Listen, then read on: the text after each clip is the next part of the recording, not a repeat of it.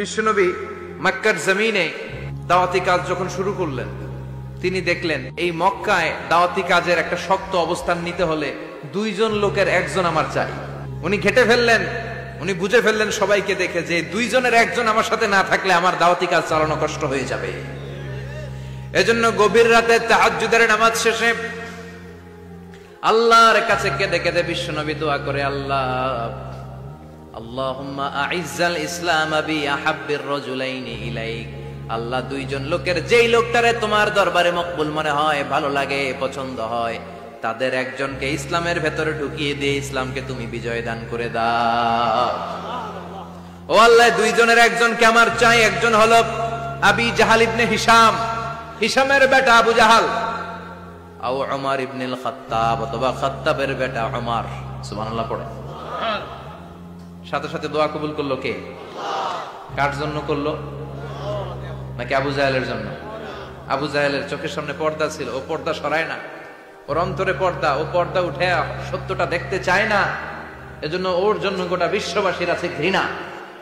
ও যেখানে মারা গেছে, ওর যেখানে জন্মস্থান, ওইখানে সৌদি সরকার ল্যাট্রিন বানায় দিচ্ছে, ঘৃণার প্রতীক। ওইখানে তো অন্য কিছু বানাইতে পারতো, ল্যাট্রিন বানাইতে যাবে কেন? গোটা বিশ্বের মানুষ যায় যেন এটা ভরাই দিয়ে আসতে পারে। কথা বলেন। এই বেয়াদবটার জন্য আল্লাহ দোয়া কবুল করে নাই। ওমরে ফারুক রাগী ছিলেন, কিন্তু সত্য প্রকাশে, সত্য গ্রহণে আপসহীন। সত্য দেখলেই উনি মেনে নিতেন।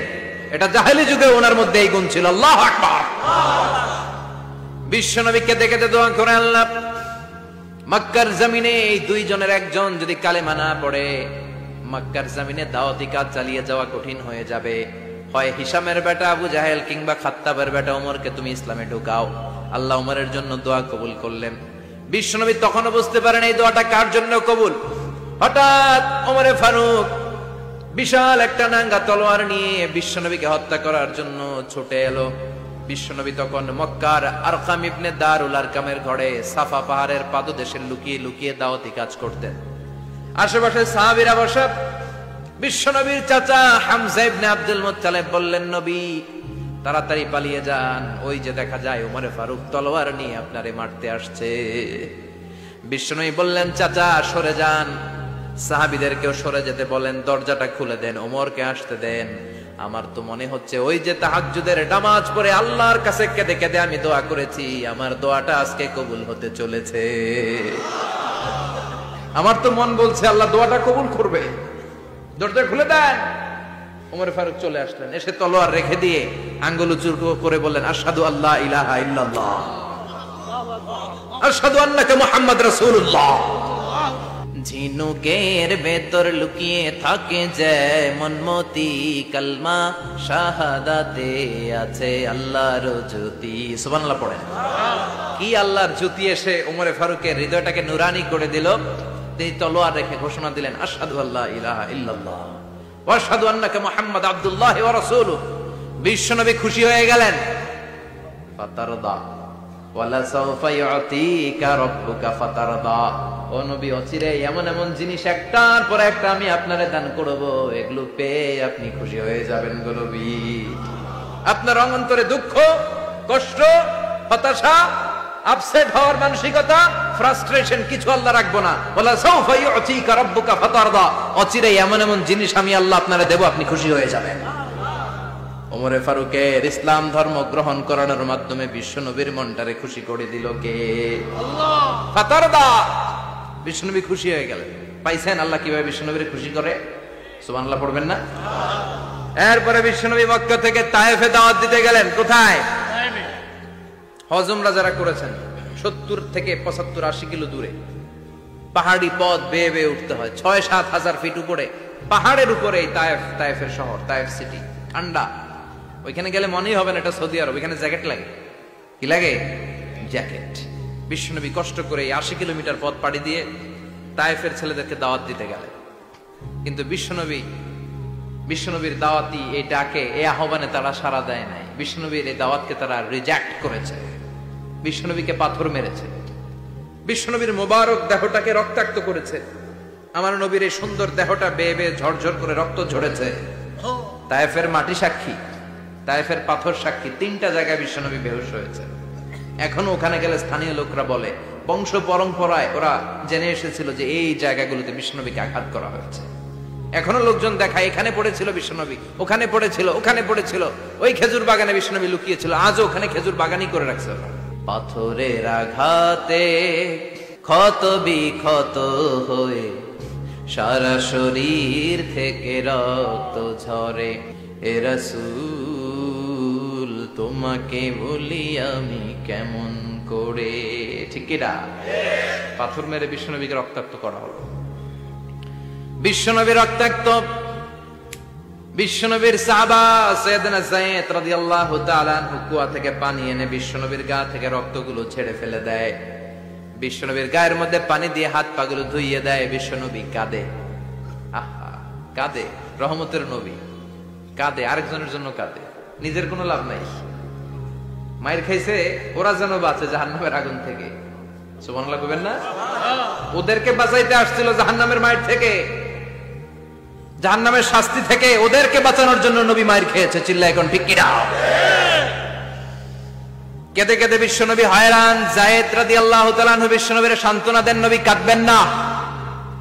হামলাতুল জিবাল, পাহাড় রক্ষী ফেরেশতারা এসে বলে, নবী আপনি শুধু অর্ডার করেন, এই যে পাহাড়ের গিরিপথ, এই দুইটা গিরিপথ, এই দুইটা পাহাড় এমন ভাবে দুই দিক থেকে চাপা দেব গো নবী, তায়েফের সবগুলো ছেলেরে মুহূর্তের মধ্যে ধূলিসাৎ করে দেব। বিষ্ণুই বললেন, না আমি ক্ষমা করে দিলাম, আমি ক্ষমা করে দিলাম। আমার গায়ের উপরে যারা অত্যাচার করে এর কোনোটার প্রতিশোধ আমি নেই না, আমি শুধু প্রতিশোধ নেই যারা ইসলামের বিরোধিতা করে। চিল্লায় বলেন ঠিক কিনা? বিশ্বনবীকে আঘাত করা হয়েছে, তার গায়ে শারীরিক কষ্ট, এটার শাস্তি বিশ্বনবী দিতেন না, কখনোই দিতেন না, ক্ষমা করে দিতেন। কিন্তু ইসলামকে মারাত্মক ভাবে যদি ইসলামের বিরুদ্ধাচরণ কেউ যদি করত, শুধু তাদের উপর বিশ্বনবী তলোয়ার চালাতেন। চিৎকার করে বলতে হবে ঠিক কিনা? বিশ্বনবী কাঁদলেন।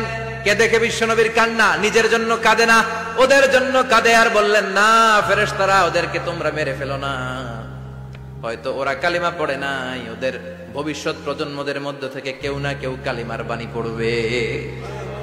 তাই হয়েছে। তায়েফে গেলে হৃদয়টা ঠান্ডা হয়ে যায়। মসজিদ আর মসজিদ, মসজিদ আর মসজিদ, আল্লাহ আল্লাহদের ভিড়, চমৎকার এক পরিবেশ তায়েফের পরিবেশ। বিশ্বনবী কেঁদে কেঁদে হয়রান। আল্লাহর রসের উপর থেকে টের পাচ্ছে বিশ্বনবীর মনটা ভালো না। এত আশা নিয়ে, ভরসা নিয়ে, কোথাও জায়গা না পেয়ে তায়েফের এখানে আসলাম দাওয়াত দেওয়ার জন্য। তায়েফের ছেলেগুলো দাওয়াতের আমার দাওয়াত গ্রহণ করলো না। বিশ্বনবীর মনটা বড্ড খারাপ। বিশ্বনবী নামাজে দাঁড়িয়ে গেলেন। বিশ্বনবী নামাজে দাঁড়িয়ে তেলাওয়াত করছেন, পাশ দিয়ে একদল জিন বিশ্বনবীর পাশ দিয়ে চলে যাচ্ছিল। একদল জিন, জিন জাতি চলে যাচ্ছে, আর বিশ্বনবীর তেলাওয়াত শুনে তারা থমকে দাঁড়ায়। ঘিরে এত সুন্দর কোরআন, এরকম তো শুনি নাই। ইনি কে? খোঁজখবর নিয়ে দেখলেন ইনি বিশ্বনবী। সুবহানাল্লাহ পড়েন। তারপরে এরা ছুটে গেল এলাকায়। এলাকায় যে এরা ঘোষণা দেয়া শুরু করলো, ইন্না সামি'না কুরআনান আজাবা ইয়াহদি ইলার রুশদি ফাআমান্না বিহি, নিশ্চয় আমরা আজীব চমৎকার কোরআন তেলাওয়াত শুনে এসেছি। এই তেলাওয়াত সাধারণ তেলাওয়াত নয়, এই আয়াত দুনিয়ার মানুষের বানানো আয়াত নয়। এই আয়াতগুলো পাঠিয়েছে কে? এই আয়াতগুলো ইয়াহদি ইলার রুশদি, হেদায়েতের দিকে মানুষকে পথ দেখায়। তাই আমরা যারা এই তেলাওয়াত শুনেছি, আমান্না বিহি, এই তেলাওয়াত শুনে, কোরআন শুনে, বিশ্বনবীর কণ্ঠে তেলাওয়াত শুনে আমরা সবাই ঈমান এনে মুসলমান হয়ে গেলাম। বিশ্বনবী তখনও জানে না জিনেরা যে মুসলমান হয়েছে। বিশ্বনবী নামাজ পড়ে যখন বসলেন, সাইয়েদনা জিবরাইল মারফত আল্লাহ বিশ্বনবীরে জানায়, ও নবী হতাশ হন কেন? হতাশ হবেন না, নিরাশ হবেন না, হাল ছাড়বেন না, ভরসা রাখবেন কার উপর? ও নবী হতাশ হন কেন? দাওয়াত দিতে এসেছিলেন তায়েফের যুবকদেরকে। তায়েফের যুবকরা দাওয়াত কবুল করে নাই তো কি হয়েছে? তার বিপরীতে অদৃশ্য জগতের একটা প্রাণী, জিন জাতি, তারা আপনার কণ্ঠের সুন্দর তেলাওয়াত শুনে কালিমা পড়ে মুসলমান হয়ে গিয়েছে গো নবী। বিশ্বনবীরে শোনায় দিলেন, ফাতারদা, বিশ্বনবী আবার খুশি হয়ে গেলেন। ওয়ালা সাউফা ইউতিকা রাব্বুকা, যেখানে বিশ্বনবীর মন খারাপ, বিশ্বনবীরে ভালো করার থেরাপি আল্লাহর জানা আছে না নাই? সুবহানাল্লাহ পড়ে। যেখানে বিশ্বনবীর মন খারাপ, সেখানে বিশ্বনবীর মন ভালো করে দেয় কে? এরপরে বিশ্বনবীর কলিজার টুকরা খাদিজাতুল কুবরা তাহেরা ইন্তেকাল করলেন। বিশ্বনবীর মনটা, হৃদয়টা আবার ভেঙে খান খান হয়ে যায়। খাদিজাতুল কুবরা তাহেরা ছিল বিশ্বনবীর প্রথম স্ত্রী। নিজের যত সম্পদ ছিল সব বিশ্বনবীর পায়ের সামনে ঢেলে দিয়েছে, সব ঢেলে দিয়েছে বিশ্বনবীর জন্য। উনিও স্ত্রী, আমাদের স্ত্রীগুলোও স্ত্রী, পার্থক্য আছে না নাই? নিজের যা ছিল সব দিয়ে দিল স্বামীরে। বিশ্বনবী বলতেন রুজিকত হুব্বাহা, খাদিজাতুল কুবরার ভালোবাসা সহিহ মুসলিমের বর্ণনা, আল্লাহ আমার হৃদয়ের ভিতরে রিজিক হিসেবে দিয়েছে। দোয়া করলে আল্লাহর কাছে বলছেন, আল্লাহ কিয়ামতের কঠিন দিন, যেদিন বন্ধু বন্ধুরে চিনবে না, ভাই ভাইরে চিনবে না, পীর সাহেব মুরিদরে চিনবে না, মুরিদ পীর সাহেবরে চিনবে না, দলের নেতা কর্মীরে চিনবে না, কর্মী দলের নেতারে চিনবে না, ওই কঠিন বিপদের দিনে আমি আমার খাদিজারে যেন ভুলে না যাই। একটা মহিলাকে রব্বুল আলামিন আরশের উপর থেকে সালাম জানিয়েছেন, মহিলাটার নাম হলো খাদিজা। ইসলামের সর্বপ্রথম কালিমা পড়ে যে নারীটা মুসলমান হয়েছেন তিনি হচ্ছেন খাদিজাতুল কুবরা তাহেরা। এই খাদিজাতুল কুবরা তাহেরা ইন্তেকাল করলেন, বিশ্বনবীর হৃদয়টা ভেঙে খান খান হয়ে যায়, হৃদয়টা ভেঙে যায়। এরপর চাচা আবু তালেব তিনিও ইন্তেকাল করলেন। বিশ্বনবীর হৃদয়টা মনটা বিষণ্ণ হয়ে যায়, চিন্তায় পেরেশান হয়ে যায়। ডানে বায়ে তাকিয়ে দেখে বিশ্বনবীর সাহায্য করার কেউ নাই, সব দিকে খালি শত্রু, সব দিকে বিশ্বনবীর দুশ্মন। কলিজার টুকরা স্ত্রী বাসায় নাই, শেল্টার দেওয়ার মতো চাচাও নাই। বিশ্বনবীর মনে হয় গোটা দুনিয়ায় যেন তার কেউ নাই। বিশ্বনবী আবার হতাশ হয়ে পড়লেন। কিন্তু বিশ্বনবী যদি হতাশ হয়, ওনার মন ভালো করার একজন আছে, তিনি কে? আল্লাহ বললেন, জিব্রাইল যাও, আমার নবীর মন খারাপ, স্ত্রীর বিয়োগে বিশ্বনবী বিষণ্ণ, চাচা চলে গেল, বিশ্বনবীর হৃদয়টা ভেঙে খান খান হয়ে যায়। বিশ্বনবীরে বলো দুনিয়ায় থাকার দরকার নাই, ডেকে আমার আরশে নিয়ে আসো, আমার সাথে কথা বললে বিশ্বনবীর মন ভালো হয়ে যাবে। আমার সাথে কথা বললে নবীর মন ভালো হয়ে যাবে। সুবহানাল্লাহ পড়েন। কি নবী, উনারে ভালো করা, মন ভালো করে দেয় আল্লাহর কাজ। সুবহানাল্লাযী আসরা বিআবদিহি লাইলাম মিনাল মাসজিদিল হারামি ইলাল মাসজিদিল আকসা। এখানে বলা হলো ইসরার কথা, আর মেরাজ সাব্যস্ত হয়েছে হাদিস দ্বারা। জোরে কোন ঠিক কিনা? মেরাজ নিয়ে গেলেন, ঊর্ধ্ব জগতের ভ্রমণে নিয়ে গেলেন। জিব্রাইল ডেকে বললেন, ও জিব্রাইল, আমি জানি বিশ্বনবীর মন খারাপ, স্ত্রী নাই, চাচা নাই, তুমি বিশ্বনবীর নিয়ে আসো তো, আমার দরবারে নিয়ে আসো, আমার সাথে কিছু সময় কাটাবে, আমার সাথে কথা বলবে, মন ভালো হয়ে যাবে। ওয়ালা সাউফা ইউতিকা রাব্বুকা ফাতারদা। ও নবী, এমন এমন জিনিস আপনারে আমি দেব, এগুলো দিয়ে আমি আপনার মনটারে ভালো করে ফেলবো। চিল্লায় কোন সুবহানাল্লাহ। মেরাজ থেকে ফেরার পরে অত্যাচারের মাত্রা আরো বেড়ে গেল, কিন্তু অত্যাচারে মুমিন কখনো কাবু হয় না। জোরে কোন ঠিক কিনা? বিশ্বনবীরে বলা হলো, ক্ষমতার চেয়ার দেব, সুন্দরী নারী দেব, সম্পদের পাহাড় বানিয়ে দেব, শুধু কালেমার দাওয়াত বন্ধ করে দাও। বিশ্বনবী বললেন, তোমাদের 3 দফা, আমার শুধু 1 দফা। বিশ্বনবীর কয় দফা? বিশ্বনবী বললেন, লা ওয়াদাউ আশ-শামসা ফি ইয়ামিনি ওয়াল কামারা ফি ইয়াসারি।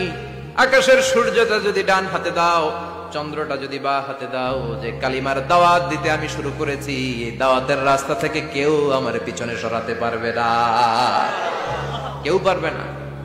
এই পথে আমি নেমেছি, এই পথের শেষ আমি দেখে ছাড়বো।